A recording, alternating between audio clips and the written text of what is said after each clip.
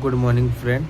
Today we are discussing the topic of what is golden rule of accounting. Golden rule of accounting is very important rule for accounting, and it can we can say that the golden rules of accounting can help to do all our accounting. The golden rules of accounting are divided into the three part: personal account, real account, and nominal account.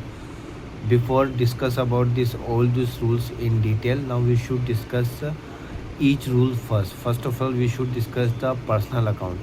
Personal account is also known as the account who belong to the individual organization, government organization, and institution are known as personal account.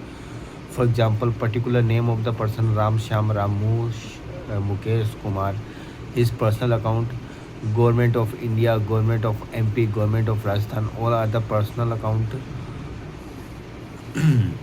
Institution name, company name, all are the personal account. Okay, we should discuss about the personal account. Now we should go to the real account. What is the real account? The simple definition of real account is that all the account that are the asset are known as the real account. For example, the real account is cash, bank, furniture, building, machinery, plant, equipment, all are the real account.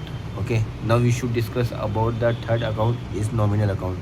As its name suggests, nominal account are the account which should represent the expenses and losses, income and gain. We can say that it is a type of account where we can say that the income and expenses, losses and gain. For example, sales account, uh, purchase account, drawing account, all are the account which show the uh, income and gain.